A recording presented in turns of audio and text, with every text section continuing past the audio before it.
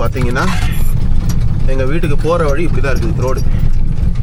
எங்கள் அப்பாவுக்கு வீடு கட்டி 20 வருஷம் ஆச்சு. வீடு கட்டும்போது இதே தான் நிலமை, 20 வருஷம் கழிச்சு இன்னமும் இதே தான் நிலமை. போகிறது வர்றது கம்ப்ளீட் ஆஃப் ரோடிங். இப்போ பார்த்தீங்கன்னா மயிலாடுதுறை வந்துட்டோம், வீட்டில் இருக்கோம். மம்மி ஹாய் சொல்லு. ஹாய். ஃப்ரெஷ்ஷாக ஆப்பம் வித் தேங்காய் பால் சாப்பிட போகிறோம். அப்பா பின்னாடி கடுக்கடுன்னு பார்த்துட்டு இருக்காங்க. எஸ், ரொம்ப வருஷத்துக்கு அப்புறம் நல்ல ஆப்பம் வித் தேங்காய் பால்.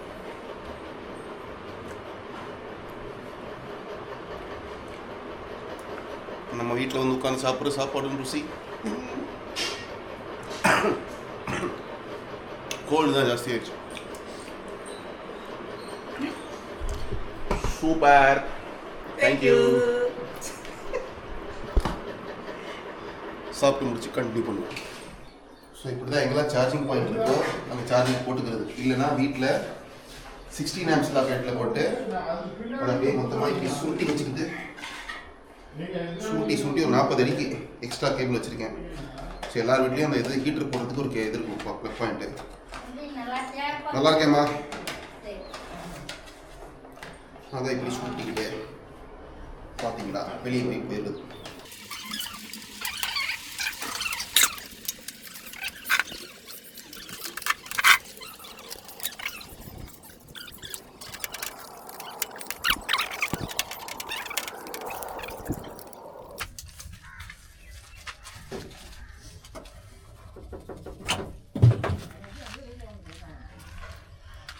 இப்படி தான் சார்ஜரை எடுத்து சுருட்டி பின்னாடி வைக்கணும். பேக்கிங் வீடியோ காட்டுறேன். Hey guys, welcome back to the channel Happy Soul Jo. இன்றைக்கி பார்த்தீங்கன்னா நான் மாயவரம் வந்திருக்கேன். மயிலாடுதுறைன்னு இப்போ சொல்கிறாங்க. ஸோ எங்கள் அம்மா அப்பா 2 பேருமே இங்கே தான் இருக்காங்க, சொந்த ஊர் இது. ஸோ இங்கே வந்து காலையில் நல்லா சாப்பிட்டு ரெடி ஆகிட்டு சார்ஜ் போட்டு கிளம்பி போகிறேன். பட் கிளம்புறதுக்கு முன்னாடி எங்கள் அம்மா சொல்லியிருந்தாங்க அவங்களோட ஃப்ரெண்டிங் இருக்காங்க, அவங்க நிறைய விஷயம் வந்துட்டு ஊருக்கு நல்லது பண்ணுறாங்கன்னு சொல்லிட்டு. அப்படி கேட்டப்போ அவங்க சொன்னாங்க கும்பகோணத்தில் இருக்கேன் அப்படி சொன்னாங்க. சரி பரவாயில்ல, அடுத்த தடவை வரும்போது பார்க்கலான்னு சொன்ன உடனே பட் அவங்க நான் இன்றைக்கே வரேன், இப்போவே வரேன், பார்த்து பேசிவிட்டு அதுக்கப்புறம் போகிறேன்னு சொன்னாங்க. ஸோ ரொம்ப தேங்க்ஸ் மேடம். Okay sir. அன்னைக்கு நீங்கள் இப்போ எதிர்பார்க்கவே இல்லை, டக்குன்னு இவ்வளோ தூரம் நீங்கள் கிளம்பி இவ்வளோ தூரம் வந்து இந்த உரையாடலுக்கு நீங்கள் ரெடியாக இருக்கீங்கன்னு சொல்லிட்டு ரொம்ப தேங்க்ஸ். ப்ளீஸ் உங்களை பற்றி ஒரு சின்ன இன்ட்ரோ மாதிரி சொல்கிறீங்களா? சார் வணக்கம் சார். எனக்கு சொந்த ஊர் பழையகுடலூர். நான் வந்து இப்போ மயிலாடுதுறையில் இருக்கேன். என் பேர் பத்மா. நான் டாக்டர் பட்டம் வாங்கியிருக்கேன். சமூக சேவை செஞ்சு டாக்டர் பட்டம் வாங்கியிருக்கேன். நான் 2011 கஷ்டப்படுறவங்களுக்கு உணவு கொடுத்து அவங்கள வந்து இது பண்ணணுன்னு எனக்கு ஒரு ஆசை. அதை கொஞ்சம் கொஞ்சமாக நான் செஞ்சுக்கிட்டு இருந்தேன். அதுக்கப்புறம் ஒரு 2 வருஷத்துக்கு முன்னாடியிலேருந்து ஒரு ஹாஸ்பிட்டலுக்கு போனப்போ ஒருத்தருக்கு பிளட்டு தேவைப்பட்டுச்சு. அப்போ அவங்க வந்து 2000 கொடுத்து அவங்களுக்கு வாங்கக்கூடிய ஒரு சூழ்நிலை இல்லை. அதுக்கப்புறம் நான் அவங்களுக்கு பணம் கொடுத்து அந்த பிளட்டை வாங்கி கொடுத்தேன். இப்போ நான் ஒரு 1 இயராக ஒரு 80 பேர் 90 பேருக்கு கிட்டத்தட்ட பிளட்டு நான் டொனேட் பண்ணியிருக்கேன். நான் நிறையா எல்லாருக்கும் உதவி செய்யணும்னு நினப்பேன். என்னுடைய எய்ம் வந்து சார், நான் வந்து பட்னின்னு இல்லாமல் அவங்க இருக்கணுங்கிறது மாதிரி அந்த இதில் செய்வேன். நான் வந்து அறக்கட்டளைன்னு ஓப்பன் பண்ணி ரிஜிஸ்டர் பண்ணி 3 வருஷம் ஆச்சு.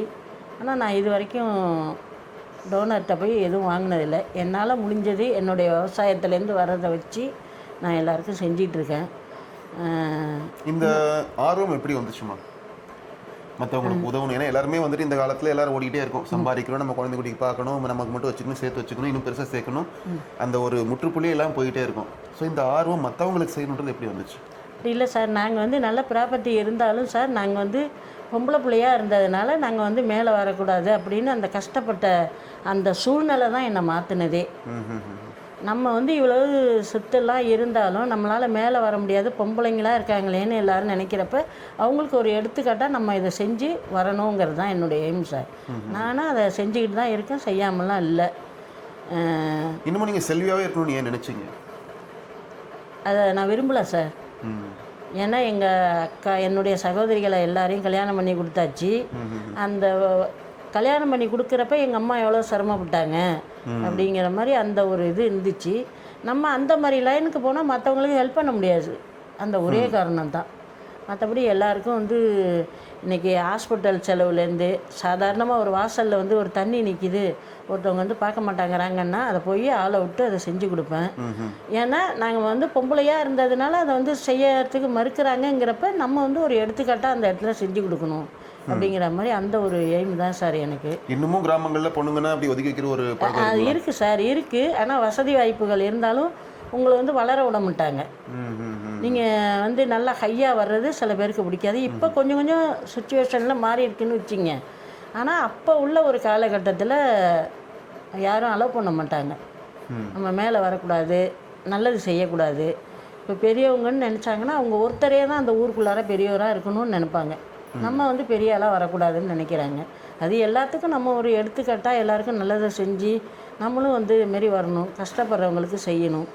அந்த மாதிரி ஒரு எண்ணம் தான் சார் எனக்கு. நான் சின்னதாக தான் செஞ்சுக்கிட்டு இருந்தேன். நான் டாக்டர் பட்டம்லாம் வாங்கினதுக்கப்புறம் அங்கே உள்ள அந்த கூட்டங்கள், அந்த சேவை செய்கிறவங்களெல்லாம் பார்க்க எனக்கு இன்னும் அதிகமாக செய்யணுன்னு தான் தோணுதை ஒழிஞ்சு அதுக்குள்ளே ஃபைனான்ஸு நிறையா என்கிட்ட கிடையாது. என்னுடைய சொந்த இதை வச்சு தான் நான் செஞ்சிட்ருக்கேன். மேலும் மேலும் இன்னும் வளருவேன் சார். ஆனால் நிறையா செய்வேன். உங்களுக்கு அது எப்படி கண்டுபிடிச்சாங்க? உங்களுக்கு எப்படி கண்டுபிடிச்சி அந்த டாக்டர் பட்டம் கொடுக்கணும்னு அவங்களுக்கு தோணுச்சு? இல்லை சார், இங்கே வந்து விசாரிச்சுருந்துருக்காங்க. நான் அப்போ வந்து நார்மலாக தான் செஞ்சிட்ருப்பேன். எனக்கு இதெல்லாம் ஒரு சேவையாகவே எனக்கு தெரியாது. இப்போ காலையில் நான் எழுந்துச்சி வர்றப்ப அம்மா எனக்கு பசிக்குது, சாப்பிட பணம் கொடுங்க அப்படின்னா நான் கொடுத்துட்டு போயிட்டுருப்பேன்.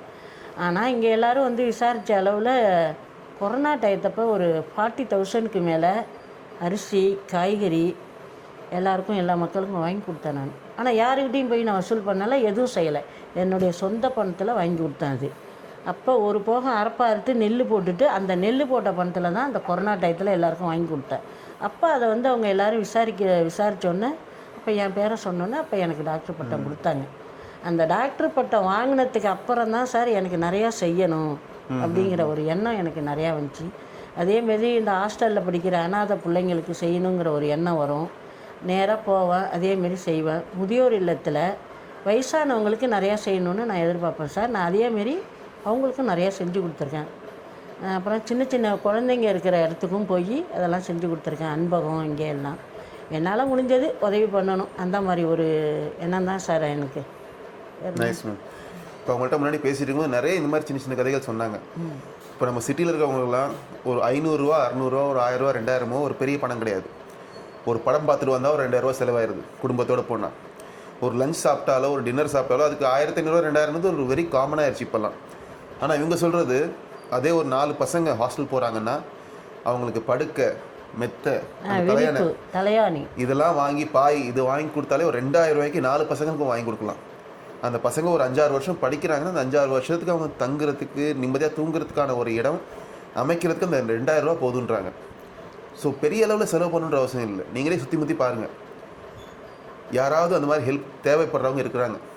இப்போ அவங்களுக்கு ஏன் அந்த ஹெல்ப் தேவைப்பட்டுச்சுன்னா அவங்க அப்பா ஆட்டோ ஓட்டுறாங்க, சம்பாதிச்சாலும் அவங்க குடிப்பழக்கத்தில் அடிமையாக இருக்காங்க.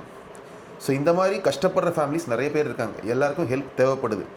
அவங்க சொன்னதுலேயே ஒரு ரொம்ப பியூட்டிஃபுல்லான விஷயம் என்னென்னா, ஒரு காசு சேர்த்து வச்சு மற்றவங்கள்ட்ட நிறைய கலெக்ட் பண்ணி தான் நம்ம ஹெல்ப் பண்ணுன்ற அவசியமே இல்லை. நம்மளால் முடிஞ்ச நம்ம ஹெல்ப் பண்ண ஆரம்பித்தாலே இப்போ அவங்க டாக்டர் பட்டம் வாங்கிட்டாங்க.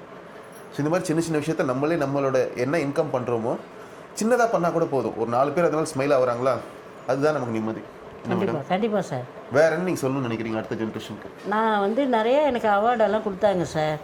நளினி, நடிகர் நளினி, நடிகர் சதீஷு, பாலா எல்லோரும் எனக்கு கொடுத்துருக்காங்க. எனக்கு வந்து அதெல்லாம் வாங்க தான் சார் இதுமாரி ஒரு நல்லது செய்யணுங்கிற மாதிரி ஒரு எனக்கு எண்ணம் வந்ததே. இன்னும் சொல்லப்போனால் அந்த ஆட்டோ ஓட்டுற பிள்ளைங்களுக்கு நான் வாங்கி கொடுத்ததுக்கு அப்புறம் எனக்கு ரொம்ப அதிகமாக செய்யணும், இதேமாரி கஷ்டப்படுற பிள்ளைங்களுக்கு செய்யணும், ஏன்னா அந்த பிள்ளைங்க படிக்கணும் அப்படிங்கிறது தான் எனக்கு ஒரு ஐடியா சார். ரெண்டாவது, அது ஒரு அப்பா அம்மா இல்லாத பிள்ளைங்களுக்கு நான் சைக்கிள் வாங்கி தரேன்னு சொன்ன உடனே அந்த பிள்ளை ஃபஸ்ட்டு எங்கே எடுத்தது பார்த்தீங்களா.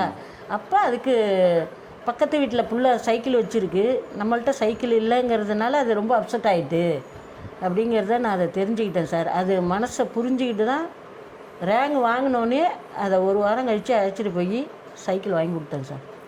அதான் நீங்கள் வந்துட்டு கேஷாக பண்ணுன்ற அவசியமும் கிடையாது. யாருக்கு என்ன தேவையோ அது பொருளாக கூட வாங்கி கொடுங்க. அதை அவங்க யூஸ் பண்ணி இன்னும் நல்லா அவங்க சந்தோஷமாக இருப்பாங்க. அண்ட் இவங்க சொன்ன இன்னொரு விஷயம், ஏன் அந்த சோப்புலேருந்து அவங்க பார்த்து வாங்கி கொடுக்குறாங்கன்னா, இந்த புள்ள போய் மற்ற பசங்களோடு இருக்கும்போது அந்த சோப்பு இந்த சோப்பு வித்தியாசம் தெரியக்கூடாது, அதை பார்த்து அந்த புள்ள வந்து வருத்தப்படக்கூடாதுங்கிறதுக்காக அது முதற்கொண்டு பார்த்து பண்ணுறாங்க. நம்மளுமே ஒருத்தங்களுக்கு ஹெல்ப் பண்ணுறோன்னா இது ஹெல்ப் இந்த அதை வச்சுக்கோ நம்ம கொடுக்குறத விட அவங்க வந்து எப்படி அதை வாங்கி யூஸ் பண்ண போகிறாங்க, நமக்கு ஈக்குவலாக அவங்களை எப்படி ட்ரீட் பண்ணுறோம், அவங்களுக்கு மனுஷங்களை எப்படி ட்ரீட் பண்ணுறது தான் ரொம்ப முக்கியம். கண்டிப்பாக சார், கண்டிப்பாக சார், கண்டிப்பாக. ஒரு பிள்ளை ராயலாக இருக்கிறப்ப ஒரு பிள்ளை கம்மியாக இருக்கிறப்ப சார் அது அந்த மனப்பான்மை வரும்ல அந்த பிள்ளைய பார்க்குறப்ப. அதனால தான் சார் சோப்புலேருந்து சீப்பு வரைக்கும் எல்லாமே வாங்கி கொடுத்து நீ அடுத்த ட்ரிப்பு ரேங்க் வாங்கிட்டு இங்கே வா, உனக்கு என்ன தேவையோ அதை வாங்கி தரேன். கிட்டத்தட்ட ஒரு 30 நோட்டு, பேனா ஒரு 3-4 டஜன் பேனா எல்லாமே வாங்கி கொடுத்துருக்கேன் சார். இன்னும் சொல்லப்போனால் இன்னர்ஸ்லேருந்து வாங்கி கொடுத்துருக்கேன். ஏன்னா பொம்பளை பிள்ளைங்க அதுவும் அவங்க அப்பாவுக்கு அது தெரியாது, பொம்பளை பிள்ளைக்கு இன்னர் வாங்கி கொடுக்கணும்னு தெரியாது. ஏன்னா இங்கே அவர் ஆட்டோ ஓட்டுறாரு, இது யூஸ் பண்ணுமான்னு அந்த அவருக்கு தெரியறதுக்கு சான்ஸ் இல்லை. ஏன்னா அவருடைய சந்தோஷம் தான் அவருக்கு மெயின், பொம்பளை பிள்ளைங்களுடைய சந்தோஷம் என்னன்னு அவருக்கு தெரியாது. அதனால் எல்லாமே வாங்கி கொடுத்தேன் சார். பிள்ளைங்க நல்லா படிக்குது. ரொம்ப சந்தோஷமாக நீங்கள் இவ்வளோ தூரம் வந்து என்னை பார்த்ததுக்கும் ப்ளஸ் நீங்கள் இத்தனை வருஷமாக பண்ணிகிட்டு இருக்க நற்பணிக்கும் ரொம்ப ரொம்ப தேங்க்ஸ். இதே மாதிரி நல்லது பண்ணிகிட்டே இருங்க. கண்டிப்பாக சார், இன்னும் நிறைய சப்போர்ட் வரட்டும். கவர்மெண்ட்லேருந்தும் பக்கத்தில் ஊரில் இருக்கவங்களும் எல்லாரும் சப்போர்ட் பண்ணட்டும். கண்டிப்பாக உங்களுக்கு பணிகள் இன்னும் பெரிதடைய வேண்டும். ரொம்ப நன்றி. நன்றி சார், நன்றி Thank you sir. so much. Thank you sir. So everyone will be asking me what all do you carry in the auto rickshaw? என்னென்ன தான் வச்சுருக்கேன். So mom is going to be my videographer now. இப்போ பார்த்தீங்கன்னா இவ்வளோ items இருக்குது. இந்த items எல்லாத்தையுமே இப்போ ஆட்டோவில் செட் பண்ணணும். இது plus the charger and the charging cable, everything will come inside the auto rickshaw. எப்படின்றத பார்ப்போம்.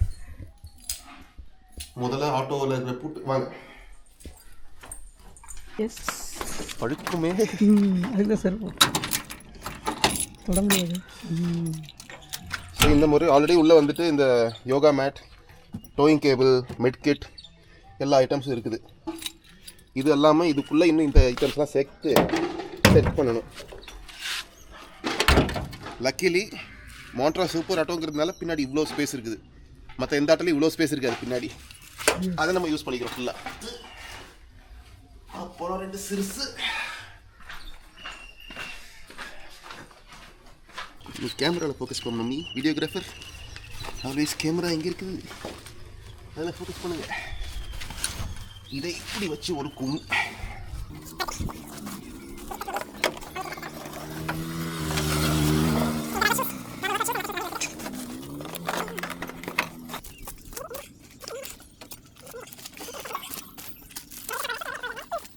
ஸோ எக்ஸ்டென்ஷன் கேபிள் இங்கே வந்துடும், சார்ஜர் இங்கே வந்துடும். இன்றைக்கி எப்படி சார்ஜ் பண்ண போகிறதுனால சார்ஜரை வெளியே வச்சுருக்கேன்.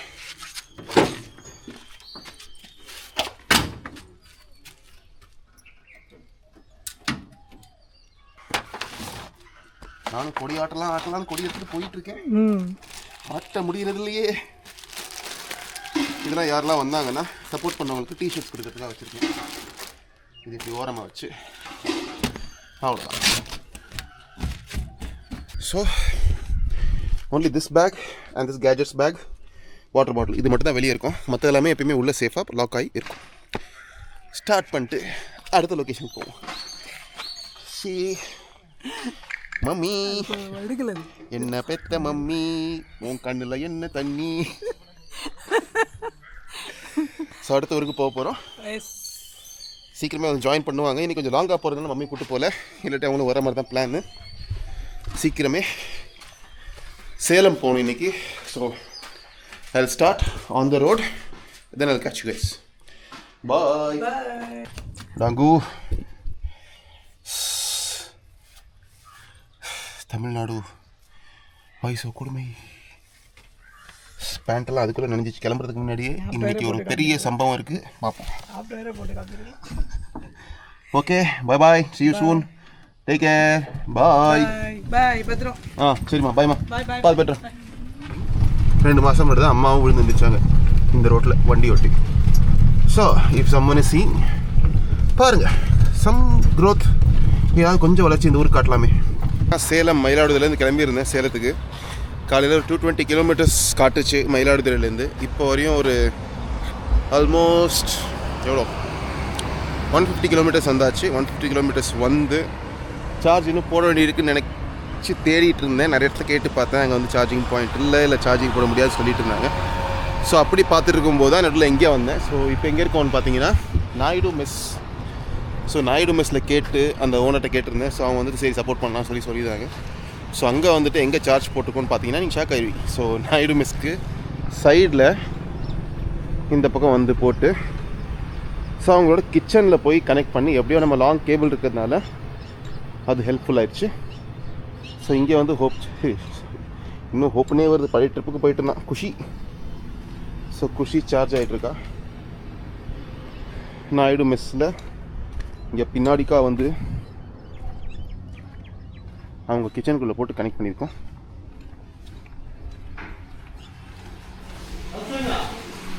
இந்த மாதிரி இங்கே சார்ஜ்.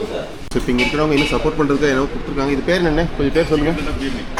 ஜிகர்தண்டா பியர்னி. ஜிகர்தண்டா கேள்விப்பட்டிருக்கேன், ஜிகர்தண்டா தூத் கேள்விப்பட்டிருக்கேன். இது புதுசாக ஜிகர்தண்டா பியர்னின்னு சொல்கிறாங்க. ஃபஸ்ட் டைம் இங்கே ட்ரை பண்ணி பார்ப்போம். Let's see how it is. நல்லா பிங்க் கலரில் நல்லா இருக்கு.